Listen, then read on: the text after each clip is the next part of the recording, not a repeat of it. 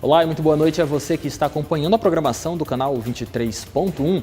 Seja muito bem-vindo à sua O Dia TV e está entrando no ar nesta terça-feira, 19 de março de 2019, a segunda edição do seu jornal O Dia News.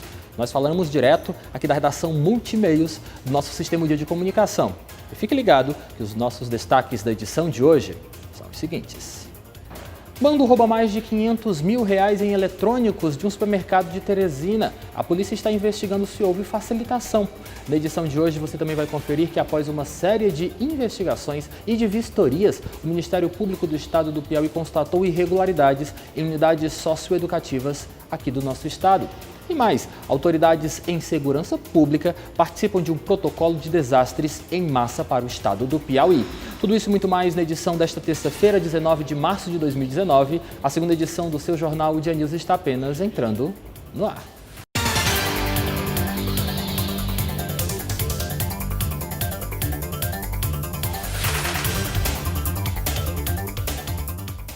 E nesta terça-feira, 19 de março de 2019, o Sistema de Integração dos Transportes Públicos de Teresina completou um ano em vigência. Nós fomos às ruas saber o que a população da nossa cidade acha sobre esse sistema. Com um ano de sistema de integração, algumas reclamações de quem precisa pegar ônibus ainda existem, o que prova que o Integra ainda tem muito a melhorar. Ele ainda não está completo, eu acho que é isso que está faltando, uma melhora ainda mais nele. A gente demora muito tempo nos terminais, que já tem um ano que eu pego essa integração. E lá no terminal Livramento, inclusivamente de manhã, um tumulto de gente para entrar dentro dos ônibus. E não tem ônibus. Não facilitou em nada para mim. Eu prefiro continuar com o meu transporte alternativo, que é as vans. Porque se eu for voltar do shopping, por exemplo, eu gasto 2 horas para poder chegar em casa. E na van não, no transporte alternativo não, eu gasto mais ou menos 1 hora. Com cerca de 440 ônibus para 8 terminais, 2 em cada zona da cidade, o Integra é dividido por linhas alimentadoras do bairro ao terminal, interterminais, terminal para terminal e troncais, terminal ao centro. De acordo com a AS Trans, no primeiro ano tiveram muitas reclamações e pontos que foram adaptados à Teresina. Ponto positivo, diminuição do tempo do percurso. Você, numa viagem que você fazia em 1 hora, você faz em 45 minutos, ganhando 15 minutos, e pode melhorar à medida que o sistema entrar totalmente.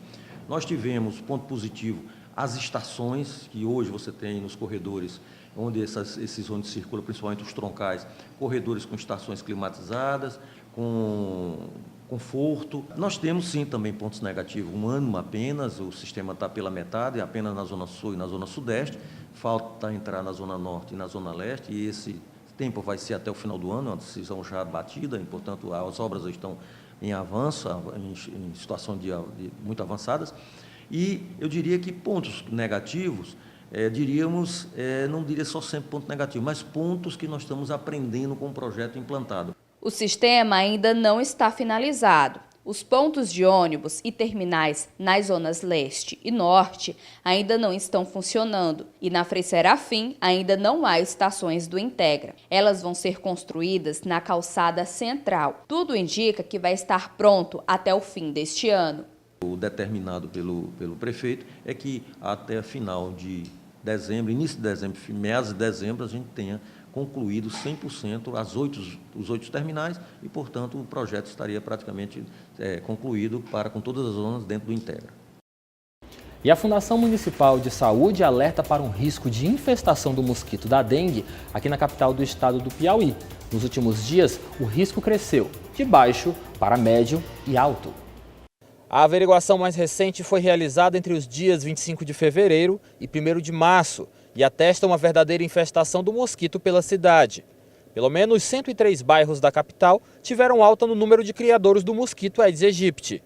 O dado em si deixa a cidade em risco médio e algumas localidades até com risco alto para infestação de Aedes aegypti. De acordo com a Fundação Municipal de Saúde de Teresina, até o exato momento na capital do estado do Piauí, 327 casos de dengue foram notificados apenas para o ano de 2019. Mas este número vai aumentar, porque as estatísticas para o mês de março ainda não foram concluídas e a população se descuidou. Com essas chuvas que são esparsas, de repente, várias vezes ao dia, então com isso a formação de poças d'água e de ambiente favorável a que o mosquito fêmea do Aedes aegypti e do Aedes albopicus deposite seus ovos. A população tem a atitude positiva de não criar mosquito, porque as arboviroses estão aí. Nós estamos vendo São Paulo, Mato Grosso, Minas Gerais, com um grande surto de arbovirose. Ao todo, foram 14 mil imóveis vistoriados. Os bairros que apresentam maior risco são Santa Maria da Codipe, Chapadinha, Parque Brasil, Santa Rosa, Areias, Distrito Industrial, Saci, Parque Piauí e Parque Sul. A dengue é uma realidade que não pode ser combatida sem o auxílio da população. Você não pode ficar um dia sem prestar atenção se sua casa não está sendo um local de criação de Aedes aegypti. E chamo a atenção aqui para as pessoas que no seu trabalho, seja da iniciativa privada, seja serviço público, que, por favor, preste atenção, não crie mosquito. De acordo com a Fundação, os meses mais críticos em Teresina estão entre fevereiro e junho, devido às chuvas intermitentes e a possibilidade de acúmulo de água, condição ideal para a proliferação do mosquito causador da dengue. E autoridades envolvidas com a segurança pública aqui do estado do Piauí participaram nesta terça-feira de um curso que apresentou um protocolo para desastres em massa aqui no estado. Quem traz mais informações para a gente é Lalesca Setúbal. Um protocolo de desastres naturais está sendo desenvolvido aqui no estado pela Academia de Polícia Civil do Piauí, em parceria com outros órgãos de segurança, como, por exemplo, Corpo de Bombeiros, Defesa Civil e secretarias de todo o estado. Esse protocolo vai estar baseado em protocolos internacionais e também desastres naturais que aconteceram no Brasil, como recentemente em Brumadinho. Discutimos os vários aspectos de um DVI e um desastre em massa em si, cada um saiu com a missão de fazer um protocolo de cada organização e a partir daí a gente vai fazer outra reunião daqui a 3 meses, onde a gente vai trazer esses protocolos, juntar, fazer um protocolo do Estado para desastre em massa e a partir daí o governador, com base nesse documento, vai fazer um decreto que vai vigorar no Estado a partir de então. A primeira fase foi essa reunião entre as instituições, a gente vai montar uma ideia multidisciplinar e após isso a gente vai fechar um protocolo como forma de decreto. Então, a gente tem que estar alinhado com todas as instituições que vão trabalhar para quê? Para que a gente consiga atingir o principal objetivo do DVI, que é a identificação das vítimas. Esse protocolo ele vai ser desenvolvido em base em algum desastre? Quais e por quê? A gente segue os protocolos internacionais da Interpol, que já são mundialmente conhecidos, que foram implementados pela primeira vez no acidente do Air France. E aqui no Brasil, dado outros casos que já aconteceram, principalmente a de Brumadinho, que está mais recente, cuja perita Rosemary Xavier trouxe uma bagagem grande de experiência, nós vamos utilizar os modelos que lá foram implementados para trazer para a nossa realidade. Como foi o trabalho desenvolvido em Brumadinho e o que a gente pode trazer da experiência que a senhora teve lá para cá para o Piauí? Foi uma experiência muito intensa, eu sempre repito isso, e foi uma oportunidade ímpar para trazermos mais conhecimento no que se refere a desastre em massa para o nosso estado. Com a experiência que eu tive, vai ficar mais, digamos, mais fácil da gente adaptar o nosso protocolo, porque, na verdade, cada estado tem a sua realidade. No entanto, como o perito Péricles falou, nós nos pautamos no guia da Interpol, no manual do Ministério da Justiça, em modelos de protocolos já feitos pela Polícia Federal. E na manhã desta terça-feira foi realizada uma audiência pública na Assembleia Legislativa do Estado do Piauí com a empresa Cepis Equatorial.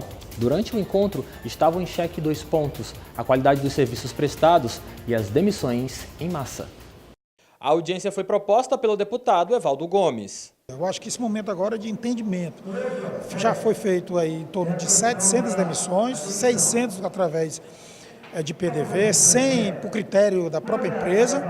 E a gente quer saber se ainda vai ter mais demissões ou se a gente nessa audiência pública, possa fazer um acordo entre as partes no sentido de cessar essas demissões. De acordo com este representante do Sindicato dos Urbanitários, as demissões já refletem na qualidade dos serviços prestados pela Cepisa Equatorial. Nos últimos apagões que teve aqui no Piauí, que tem se tornado frequente, inclusive no Carnaval em Luiz Correia, o restabelecimento da normalidade desse serviço tem demorado muito. Tudo em consequência dessas demissões aí, desproporcional, né, a revelia de um diálogo com os sindicatos, com os trabalhadores, e por conta disso, nós estamos hoje aqui fazendo um debate para ver se a gente tira um encaminhamento, né, logicamente ela é uma empresa privada, mas é importante que a sociedade tome conhecimento de que também não é bem assim, né, os piauienses não podem ser punidos por conta de interesses meramente financeiros. A proposta do sindicato é de que todos os servidores que foram demitidos ou de que ainda vão ser demitidos da Cepisa Equatorial possam ser realocados em outras instituições ligadas ao governo do estado do Piauí. Mas, de acordo com deputados da base governista, isso não será possível por conta da forte crise pela qual passa o estado. O Ministério Público do Trabalho também enviou representante para a audiência. Esta procuradora revela que demissões em massa são até previstas na jurisdição vigente, desde que mediante acordo prévio entre as partes. O essencial é que ocorra uma negociação coletiva com parâmetros para como essas dispensas vão ocorrer.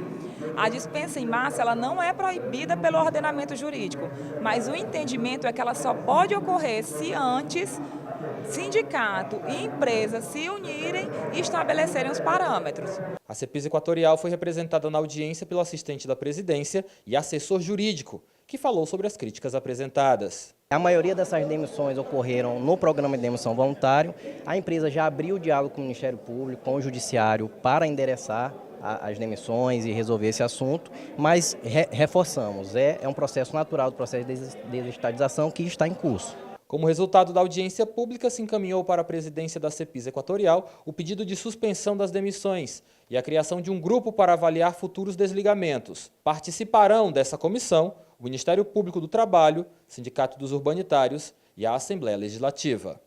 Continue no canal 23.1, a sua Dia TV, que logo após o nosso intervalo comercial você confere. O Ministério Público do Estado do Piauí encontra uma série de irregularidades ao fazer vistorias em unidades socioeducativas aqui do nosso estado. Detalhes logo após o nosso intervalo comercial.